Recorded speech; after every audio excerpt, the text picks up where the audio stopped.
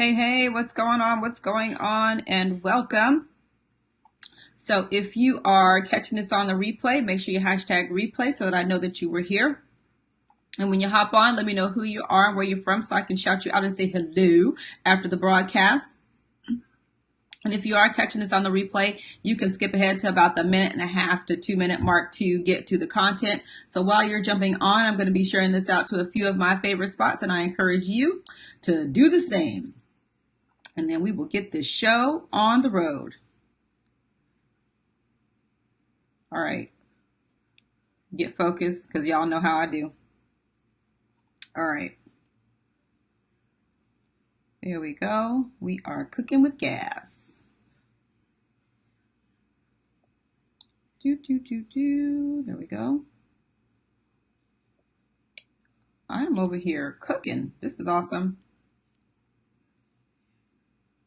And then there we go.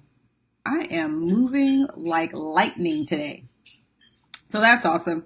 All right. Make sure that we got sound. This is awesome. Okay, so I'm actually a little bit ahead of schedule. That has never happened. It's awesome. Right? Let me make sure I share this out to my spots. Okay, cool. So we're right at the 1.5 minute mark. All right, so let's get started with the housekeeping announcements. All right, healthcare, the time is winding down. December 15th is the deadline for you to get your healthcare. If you get your healthcare out of the marketplace, the exchange, however you call it, you have until December 15th to get that done for it to be effective January 2019. January 15th is the deadline for your Q4 estimated tax payments. And January 31st, if you live in areas impacted by Hurricane Florence and you had a valid extension on file, you have until January 31st to file those taxes. If you live in areas impacted by Hurricane Michael, and you had a valid extension on file, you have until February 28th to file those taxes. If you are deployed to one of those areas, with an organization and you have not filed your taxes, you need to reach out to the IRS to make arrangements. Okay. I do believe that is all of the housekeeping announcements.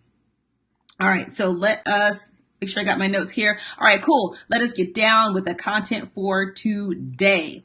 Welcome to Home Biz Tax Talk. My name is Lysandra Everett. I am the Home Biz Tax Lady, where I help home business owners win the tax game. Home Biz Tax Talk airs Monday through Friday, 9 o'clock-ish. And when you tune in my show, you're going to hear about topics that are important to the home business community. Okay, we're going to be talking today about securing capital, okay? Capital is funding that you need to run your business. Okay. Now, I will tell you that one of the things that you need to do as a business owner, 2 tips I'll share with, when it comes to securing capital is, number one, you need to look for capital before you need it. Okay. A lot of times what we do is we run out of money and then we try to figure out, okay, where am I going to get this money from? No, you need to be thinking about that ahead of time. And you also need to have a plan to repay whatever capital you secure, okay? Because a lot of times what we do is we just go and try to get money, we spend money with really not taking into account or even thinking about, how am I going to repay this money, okay? So we have to get out of that kind of thinking and really start to think forward in our businesses so that we can continue to operate. Because, one of the main reasons why businesses fail is because they run out of money.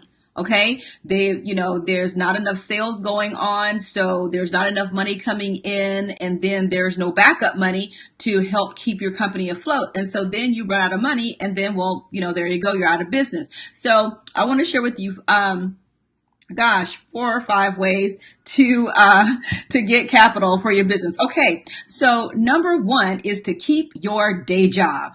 Now, I know in this job shaming era where people online, really talk down to people that have jobs, when really you need to view your job as your investor. And that's something that Lisa Nichols said many, many moons ago.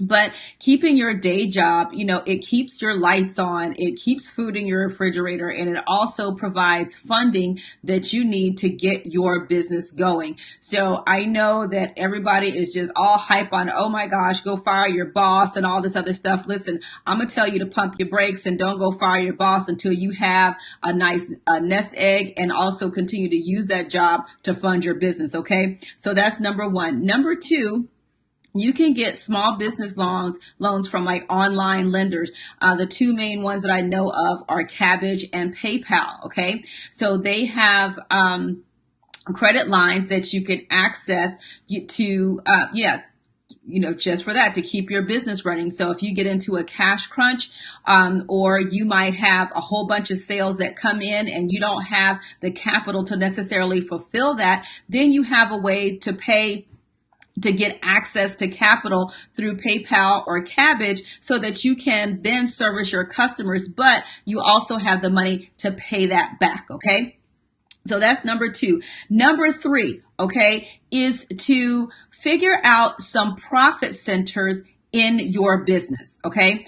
I had a conversation this morning with a young lady. She's like, oh my gosh, I'm not making any sales. Okay. Well, you got to have multiple profit centers in your business. You got to have, and the one key thing I tell you guys that changed my whole life is, I do affiliate marketing, right?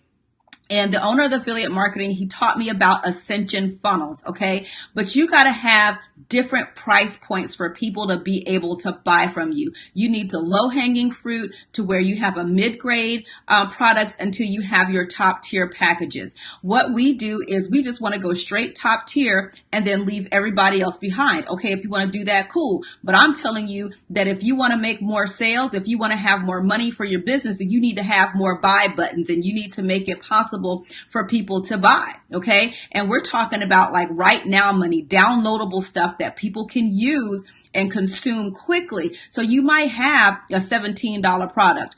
I don't know about you, but I ain't mad at a $17 product. Okay. Because $17 is still $17. But the fact is that you create a buyer, and 9 times out of 10, when somebody is doing business with you, they're not just going to go rush out and drop, a $500 or $1,000 and they don't know anything about you, but they'll be more apt to consume a $17 product, $27, $37 product to get to know you as a seller, right? So, so look at profit centers in your business where you can create some stuff that is, that people don't think about. People not going to really mull over $17. If somebody is going to really stress themselves over $17, you probably don't want that a person as a customer anyway. Okay. So create different profit centers in your business. Start to get creative about things that you can sell that supplement your business, that people who may not be able to afford you, maybe not afford your coaching services or whatever, but you have some tools that they can purchase at a low cost to get them started. And that's they're still going to be looking at you as the expert because you provided the tools. Okay. So that is number 3. Number 4, gig sites are your friend. Okay. Gig sites. We're talking about sites like Fiverr, Upwork. You can even have a gig site on Facebook Marketplace. Okay.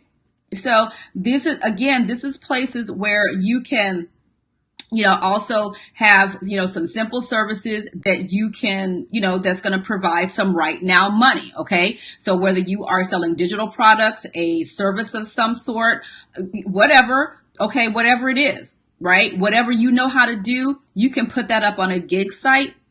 And that's going to help you, like things like people, sometimes go out and drive for Uber or Lyft. Okay. Hey, that's great because that's providing you some right now money. All right. And so you need to look at these different types of areas in your business where you can create things right now. And the thing that I don't want you to get caught up in is the whole technical, we got to go set up this whole funnel thing. No, I'm talking about creating a PayPal link. So when somebody says, I want that, you send them a link, they buy whatever it is, you get access to cash and they get a product. Okay. So what we want to do is we want to be all frou-frou and fancy. Okay. We got to go and build the funnel, 6 miles long and all that. No, when we got to eat today, you got to eat every day. So you need to have some everyday money. Okay. And this is a way to do it, because see, if you don't create right now money, you have no way to run your business. Like selling on Amazon is great, but Amazon take all day to give you their money. Okay. To give you your money. They just do. Okay. I got books on Amazon. That's great, but it takes Amazon 60 days to give me my money. I don't have 60 days to wait.